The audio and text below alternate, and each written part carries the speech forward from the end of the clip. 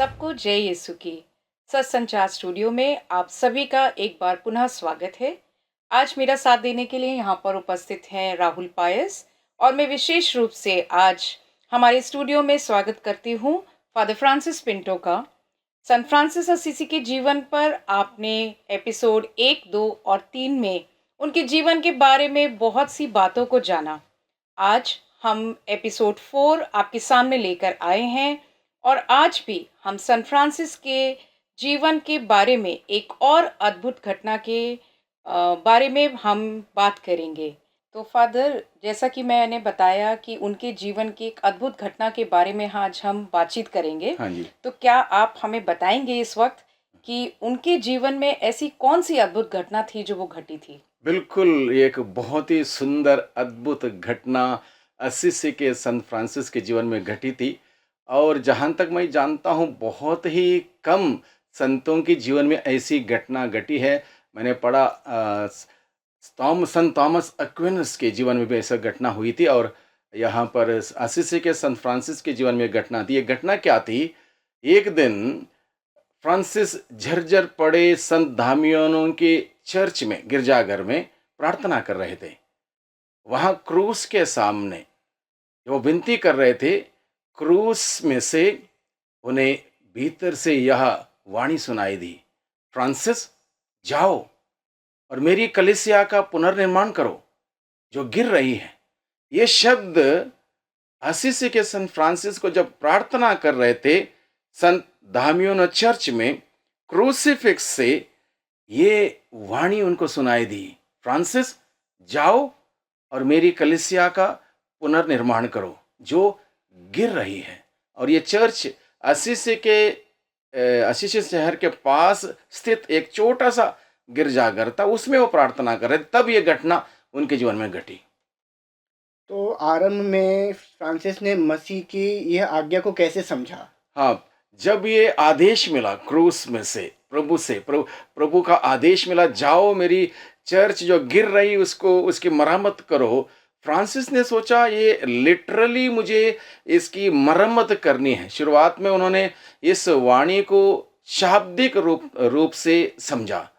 उन्होंने सोचा कि उन्हें टूटे हुए भवन की मरम्मत करनी है, इसलिए उन्होंने अपने हाथों से पत्थर उठाए, सान धामियनो चर्च में लेके गए और आसपास के अन्य गिरजाघरों की भी उन्होंने मदद की। खुद ही उसमें इन्वॉल्व हुए, पत्थर लेके आना, इकट्ठा करना।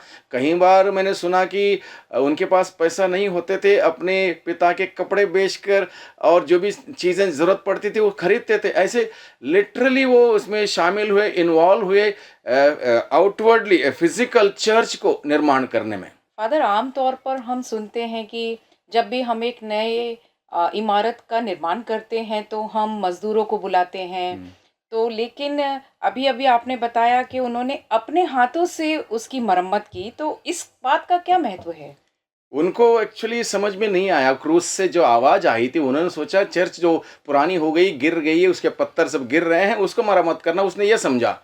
वह उनके विनम्र और आज्ञाकारी हृदय का प्रमाण था कि वो बड़े बच्चे जैसे इस बात को समझ पाए। वे केवल सुनकर नहीं रुके बल्कि तुरंत कार्य में लग गए। इससे उनकी सच्ची निष्ठा और समर्पण का भाव प्रकट करता है।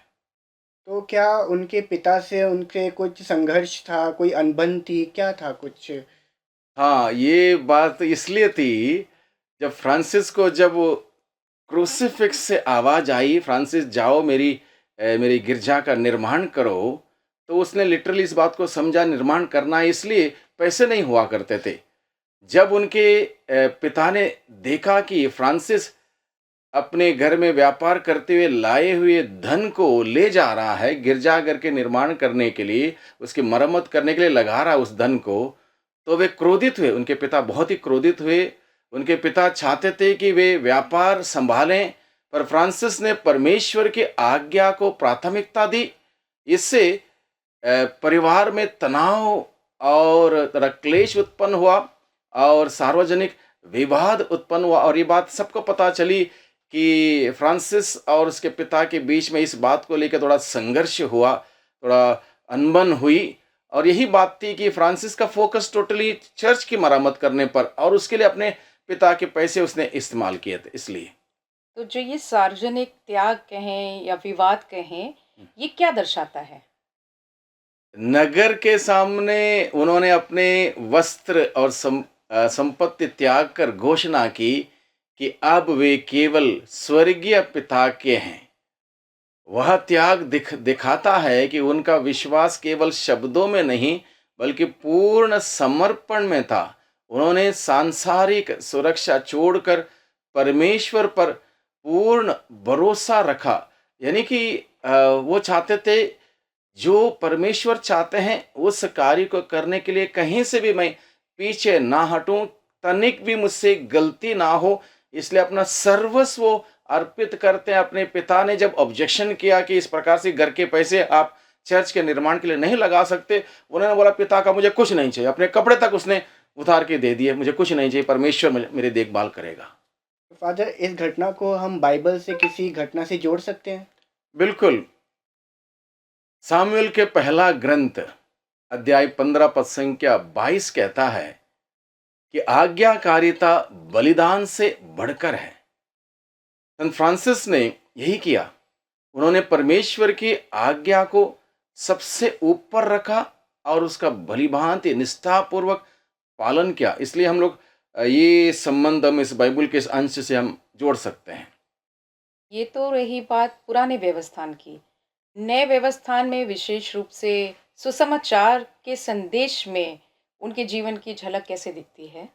नए विधान में लूकस के द्वारा रचित सुसमाचार अध्याय 9 पद संख्या 23 का संदेश उनके जीवन में हम लोग जोड़ सकते हैं।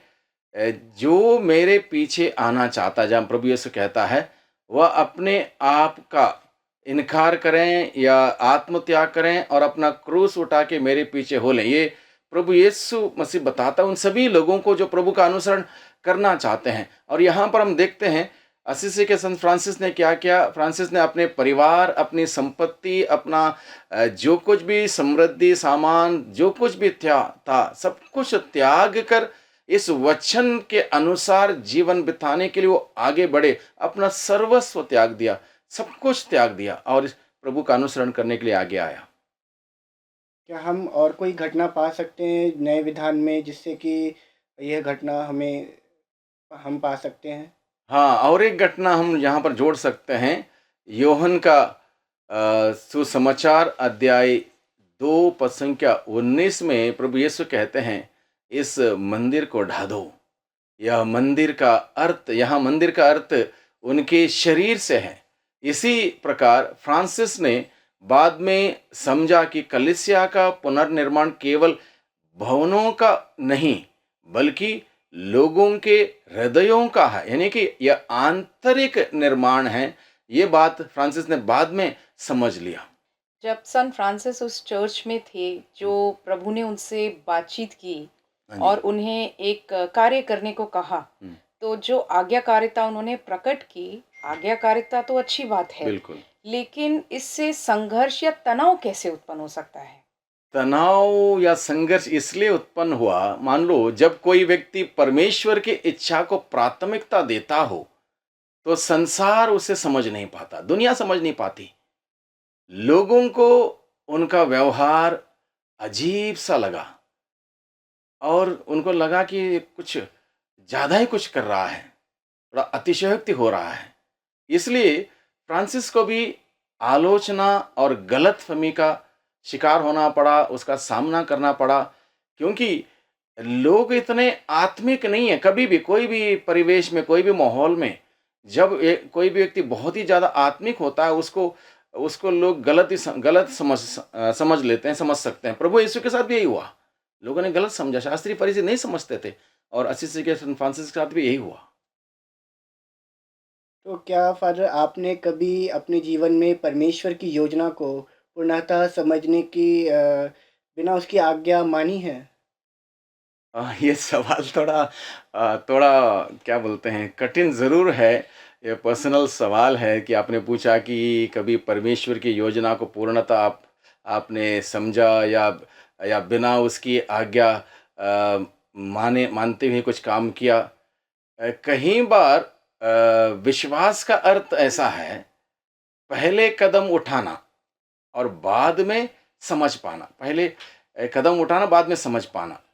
यह भरोसा माँगता है। एक भरोसा माँगता है कि परमेश्वर हमें सही दिशा में ले जाएँगे। जैसे मैं पुरोहित बनने के लिए जब आया, तो मेरे मन में क्या था, पुरोहित बनना, दैट द गोल, ये एक लक्ष्य है। लेकिन क्या-क्या करना पड़ेगा, क्या होगा, क्या नहीं होगा, पता नहीं। ईश्वर देखेगा। पहला कदम लिया, बाद में ईश्वर ने अगुवाई की। ऐसा होता है। तो ये जो भी हमारे जीवन में चुनौतियाँ आती हैं, ये हमारे समर्पण को, विशेष रूप से अगर हम पुरोहितों की बात करें, आपके जीवन की बात करें, तो ये आपके जीवन को कैसे कठिन बनाई?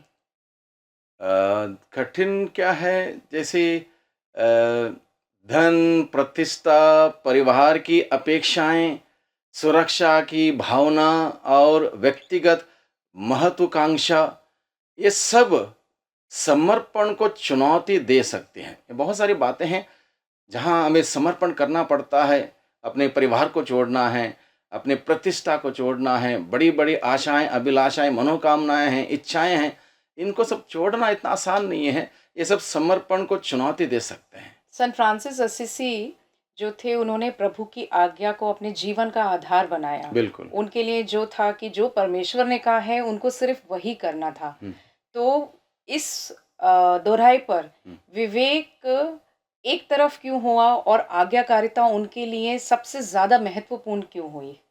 क्योंकि प्रारंभ में परमेश्वर की इच्छा एक सरल निमंत्रण के रूप में आता है। चलो, या मेरे पीछे चले आओ।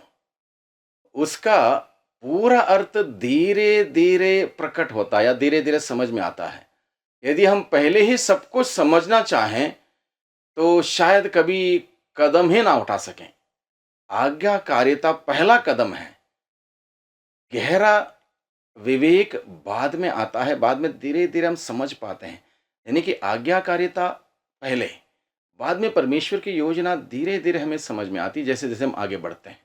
तो आज के इस एपिसोड में हमने जो फादर फ्रांसिस के साथ चर्चा की, उसमें हमने पाया कि सन फ्रांसिस असीसी के जीवन में जो अद्भुत घटना घटी, जब परमेश्वर ने उनसे बातचीत की और उन्हें कुछ कार्य करने के लिए कहा, और संत फ्रांसिस ने जो आज्ञाकारिता दिखाई, उससे हम सबको प्रेरणा मिलती है। हमें भी अपने जीवन में आज्ञाकारिता को धारण करना चाहिए, चाहे वो हमारे धर्म गुरुओं के प्रति हो, चाहे वो हमारे परिवार में हमारे बड़ों के प्रति हो। हमें हर समय आज्ञाकारिता को अपने जीवन का आधार बनाना है। तो इसी के साथ हमारा ये एपिसोड हम यहाँ पर विराम देते हैं।